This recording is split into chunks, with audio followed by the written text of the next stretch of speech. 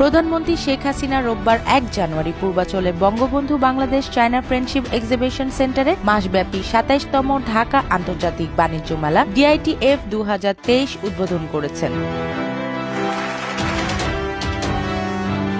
সে সময় তিনি স্থানীয় শিল্পকে আরও কার্যকর করতে দেশীয় বাজার সম্প্রসারণ এবং জনগণের ক্রয় ক্ষমতা বৃদ্ধির উপর আলোচনা করেন। এই প্রসঙ্গে মাননীয় প্রধানমন্ত্রী বলেন, আমাদের সকল দূতাবাসকে আমরা নির্দেশ দিয়েছি, এখনকার ডিপ্লোমেসি এটা পলিটিক্যাল ডিপ্লোমেসি নেই, ইকোনমিক ডিপ্লোমেসি হবে।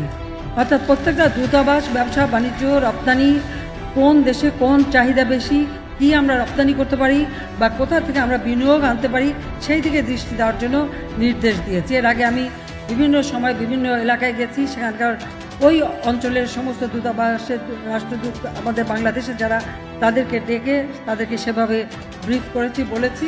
আবার পররাষ্ট্র মন্ত্রণালয় তো এটা আছে যে প্রত্যেকটা দূতাবাস চেষ্টা করবে কোন দেশে কোন পণ্যের চাহিদা আছে সেই পণ্যটা আমাদের দেশে আমরা উৎপাদন করব, রপ্তানি করব, এভাবেই বাণিজ্য আমরা বৃদ্ধি করব।